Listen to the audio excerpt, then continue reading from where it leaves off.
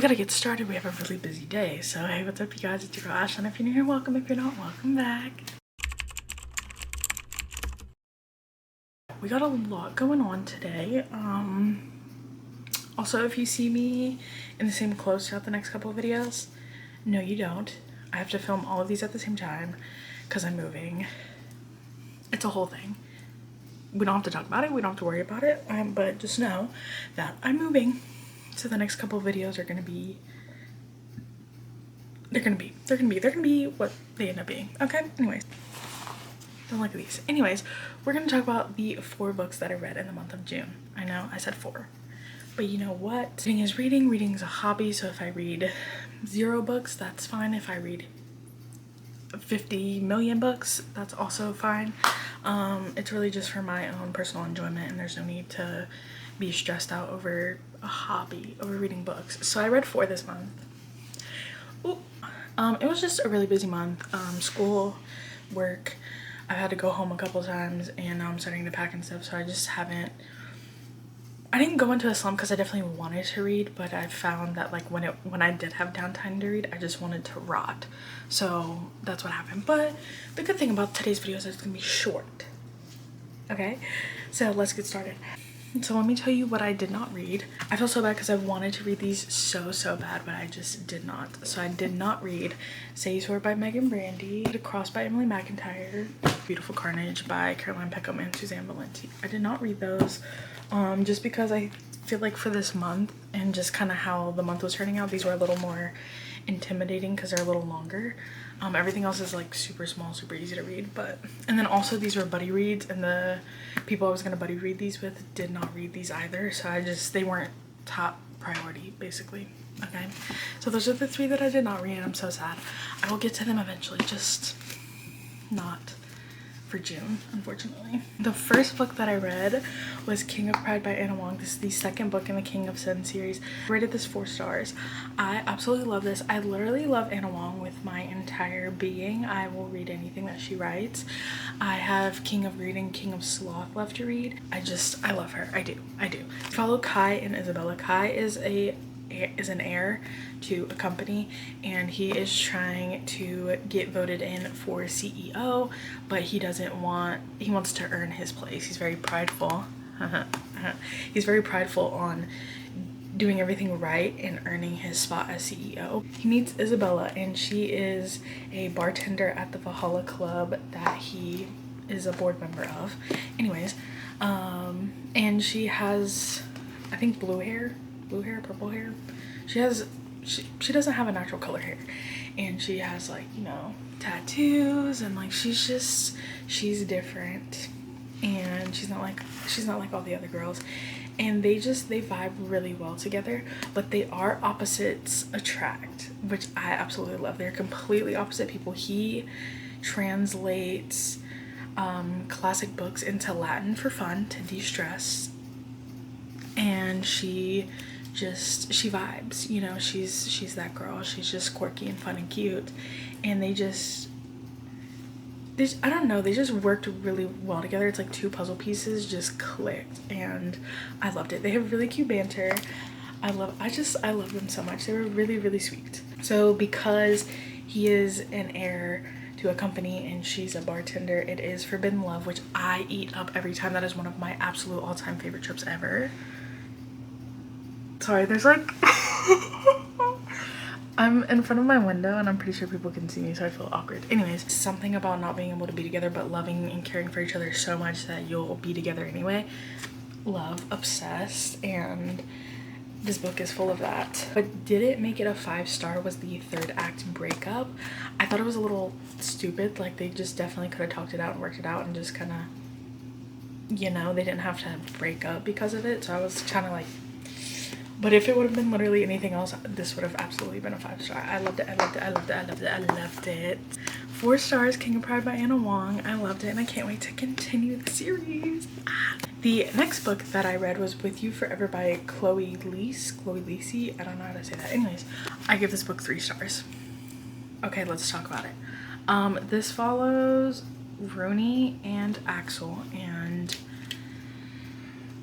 I'm not gonna lie, I do not remember this. I got the audiobook and just kind of listened along a little bit. I wasn't too invested in it, but here's why. I think it's because my reading taste is changing, because a year or two ago I absolutely would have ate this book up. I would have given it 5 stars. I would have loved every moment. Now, 2 years into reading, I'm not as into the fluffy, cute, like just normal romances anymore, I think. Which isn't necessarily a bad thing. I know I would have rated this a lot higher, but now I actually wanted to rate it lower, but I didn't feel like it was fair because it had everything it needed to be a really good book, and it is rated highly on Goodreads. I wasn't vibing with it, and I think while I was reading this I realized, I was like, man, I'm not into this stuff anymore, and that's just kind of what it became. So even though it's 3 stars, I appreciate this book for like helping my brain click and realize that my reading taste is changing. So there's that. But anyways, you follow Rooney and Alex. They're kind of like friends through other friends and family and stuff, and Rooney wants to get away, so she goes to his family's ranch where nobody's supposed to be, and he happens to be there, so they just kind of, you know, fall into this little friendship. I don't know actually, but it is forced proximity. It is marriage of convenience, which I don't know, it just all felt really normal, so I think that's all I was like. But again, 2 years ago, I'd ate this up. Forced proximity, marriage of convenience, grumpy sunshine. There's also another thing that I loved was there was a playlist. So at the beginning of each chapter, it gives you a song to listen to for that chapter. So I did do that before I started listening to the audiobook. And I just feel like that enhances the experience. When authors have playlists, it's fun, it's cute, it's amazing, but I don't really listen to them. But when they tell you where to listen to the song, it just makes the experience so much better reading the book, and I love that. So I did love that aspect of this as well. His love language is acts of service, which is another thing that I absolutely love. I'm like, this book had so many things that I love and enjoy. I don't know, it didn't hit. There is both one of the characters has ulcerative colitis, I think it is. Yeah, ulcerative colitis, as well as the other main character is on the spectrum for autism. So you see that representation in here, and I think it's really well represented. Like, yeah, I just feel like it's represented really well, and I can see how it would be refreshing for people who may be on the spectrum or may also have a chronic disease, may enjoy seeing 2 people live normal lives. You know what I mean? You get it? It did have the formula. It literally had everything to be a cute, perfect book, and it was cute. I was just bored. That's what it was, but it's not the book's fault. It is not the book's fault. It's a me thing. It's a me problem. So I give it 3 stars, and yeah, that's it. The third book I read was our book club choice for the month, and that was Tasting Red by Holly Roberts. Okay.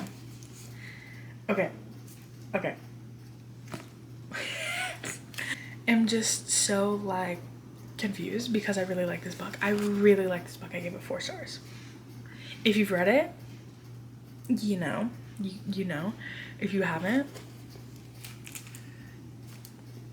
I don't know why I liked it. I really don't. It itched a part of my brain that needed to be itched, and I really enjoyed it. This is very little plot, mostly spice, mostly smut, and it felt like I was reading a Wattpad story. So I'm like, maybe like my 14-year-old brain kind of came out a little bit, and that's why I ate it up, because I know at 14 years old this would have been the best piece of literature that I've ever read. At 22, I'm like, no. And I know it's not. This is definitely not worth 4 stars, but it is, because you know what? It's not amazing. It's not great. It was entertaining, I think, is how I would explain it. It was very entertaining. It was a page turner. I kept flipping through the pages. I've read this so fast. I enjoyed it. There were parts where it was super cringy, super like made my eye twitch, made me want to like gnaw on a brick. Like, parts that, you know, whatever, but it gave a Wattpad. Other than that, it was essentially a Wattpad story in a book. fantasy romance. I don't know exactly what the genre is. It's something along the lines. You follow Red and you follow Brexley. It's dual POV, and Red is, it's a little Red Riding Hood kind of retelling, reimagining type vibe. Brexley is tasked with the mission to kill Red's grandma. On his mission, he meets Red, her granddaughter, and they form an attachment, okay? She comes from the magic world, but she's human, and she tries to be as normal as possible, want to lead a normal life. And then she meets Brexley, and he just completely uproots everything. There's not much more detail to give you other than that. I mean, the plot twist was good at the end. Again, this really is not the best piece of literature, but it's entertaining. It is cringy, but it is very entertaining, and I enjoyed it. I really did. So if you've read it and you know what it is and you didn't like it, I'm sorry. I can see why you didn't like it. If you've read it and you liked it, you get it, you get it. If you haven't read it, please go into this expecting very little. It is mostly smut, very little plot, and it feels like a Wattpad story. And it's werewolves and magic and Little Red Riding Hood vibes. Okay? Okay, this last book, mind you, it is June 25th, so I still have a couple of days to read it. I have not read it yet. I need to film this video so that I can edit it and post it that way, because I'm moving this week, so I wouldn't have time to post it on time, if that makes sense. Just stay with me here, stay with me. And that book is Flawless by Elsie Silver. I did put this on. I'm like 30 pages in, and I can already tell you I absolutely love it, and I'm eating it up, and I will enjoy every moment of it. I love it. I love it. I love it. I love it. By the end of the week, I will have finished it, and I have a reading vlog of this coming out, so y'all can watch that, and it's gonna be spoiler free, and you guys can watch, and I'll give y'all my thoughts and opinions and rating on this book. It's making me giggle, it's making me blush, it's making me kick my feet, and I think this is gonna be at the very least a 4 or 5 stars. At the very least 4 or 5 stars. So there's that. But yeah, that's the last book. So by no means did I read a lot this month, but you know what, I read and I enjoyed what I read, and we're here, you know, and at least I did read. This is what I read in the month of June. I love it so much, and you know, even though we didn't read a lot, it was a good month. It was a good month.